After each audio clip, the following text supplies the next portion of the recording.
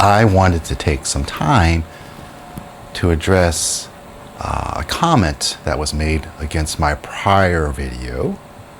The title of that prior video was to take time to be grateful to yourself. And that comment, I'd say, resonates with all of us. The comment was basically, that, hey, Wilson, it's great that you're being positive this way. It's great that you're asking people to take stock, take stock in what they've done for themselves. Take stock in being grateful to yourself. But, that's not quite enough, though. I mean, we can't just, I guess there's a sense if we just do that, we might just all be lazy. There's a thought that around that we can't just rest on our laurels. Because if you rest on your laurels, you're just going to wither away, or you're never going to get better. You're never going to achieve your full potential. So yes, while it's nice to just be proud of our own achievements, you gotta keep moving. Take a little bit of a break, but keep moving. So what I wanted to more seriously address this, I'll share that right now. I'm still going through clinical depression, believe it or not. I actually had to rest quite a bit. So to get to this point and to make this video. So in this state of clinical depression, for me, the main experience is, I'm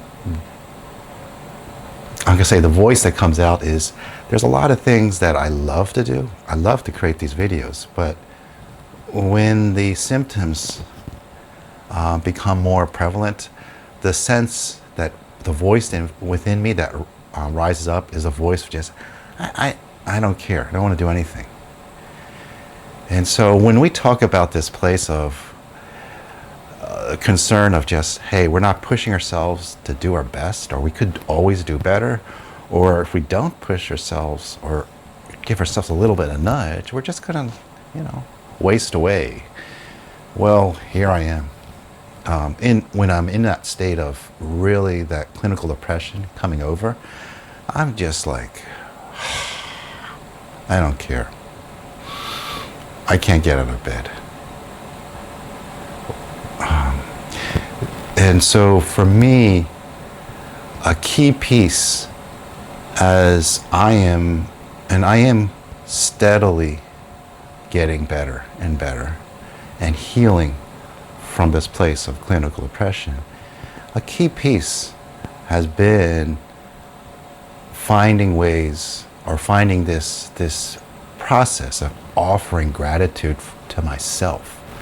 So when I offer gratitude to myself, it starts to make my mind and all my cells know and believe that I am special. That and when we think of specialness, lots of us, and again, if we fall into that place of specialness, let's say on a superficial level, specialness is like, if you're a little kid, boy, you're a little special. Look at you, little boy, little girl, you're so special. Oh, somebody just manages to walk for the first time. Wow, you're so special. But as an adult, it's like, if you walk, yeah, so what? Big deal. That has a harsh edge. We meet ourselves so often as adults with that harsh edge, and we think that if we meet ourselves with that soft edge, that positivity edge of just, wow, it is amazing that you got through the end of the day. It is amazing that you got out of bed. Hooray. We've forgotten those things, or we neglect it. We don't think that those are important, because they're only important for little kids, not for adults. I would say just coming for me from this place of clinical depression. No, no, no. They really are vital. It's a vital piece in this world where you may be or aware or experiencing issues of increased anxiety, increased questioning your self-worth, comparing yourself to others and feeling like you're not enough. And so I bring it to this point because when you're constantly exposing yourself to that, and you're constantly thinking this idea of, wow, I'm so special just because I got out of bed and I just showed up. If you belittle that and think, oh, that's only for little kids, not for adults, you're contributing to your incremental weakening. It's like, the analogy I think of is your bones. And if you're familiar, there's this term called osteoporosis. When your bones, as you age, they start to potentially weaken. And things that contribute to that, counter that osteoporosis is like you're just making sure you take calcium and making sure you get a proper amount of exercise. So that's the strengthening of the bones. And so in your overall well-being, mental health, emotional well-being, it's not a strengthening of physical things, but it's a strengthening of that, what I would just call your specialness. Because if you don't have that, I'm going to just say, specialness we think is an optional thing that we go into once we've achieved something beyond what we've normally done.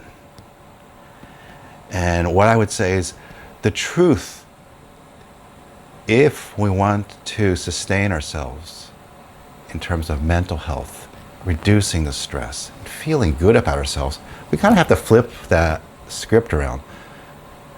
Don't really work really hard first, and then when you achieve something beyond what you've done, say, yes, we're special. Actually, you want to start off finding ways of declaring how you are special just as you are. And then once you get to that stable base, then you can talk about and maybe pursue doing other things beyond what you've normally done. The basic foundation is not the doing of the things. The basic foundation is finding ways of reminding your individual cells, your brain, your mind, your heart, your being, your blood cells, everything in your body, that you are special just as you are now, because you exist, because you rise out of bed simply and wake up.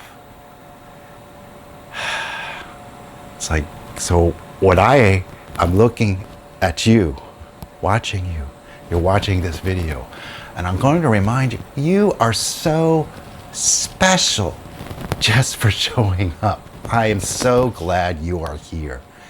It makes me so happy to know that you are here. I'm so glad I am here. See, once I hold that state, and it's like once I do the activity of reminding myself how special I am, because I exist. It is amazing that this human body exists. I can breathe. I am currently healthy. And when I'm going through tough times, the fact that I can do these things for myself, I think that is super amazing.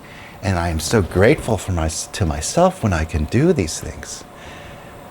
And in this state of gratitude, I can share this with you, and I can recognize with this great wisdom of my specialness that you are so special because you exist. The fact that you are watching this video proves that you exist and you are so special. And in this place of specialness, which, I alluded to, I'm going through clinical depression. I'm getting better and better. Healing to a place of wholeness. I am. But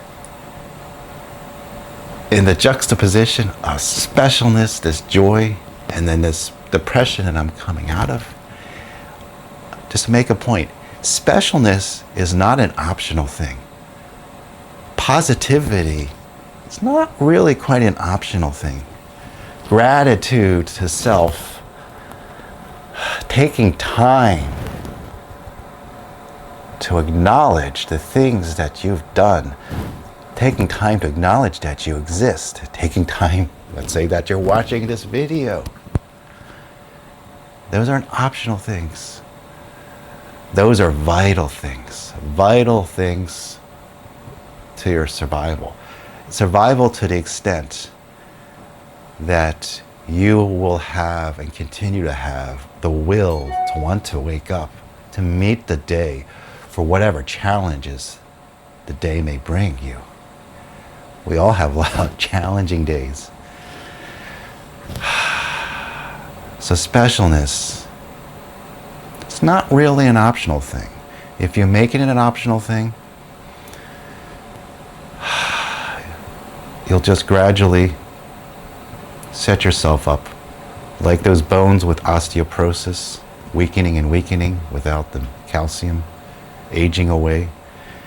It'll be like that, your mental health. But if you take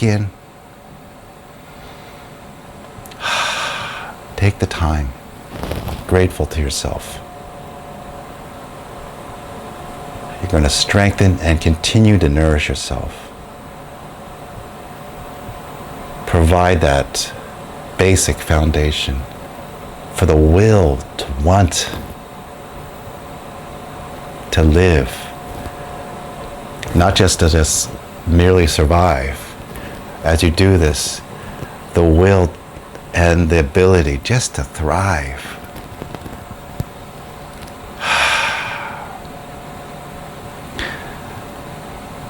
My name is Wilson, and I am a Kundama, and I am so grateful that I've been able to share this with you. And I am so grateful that you're here.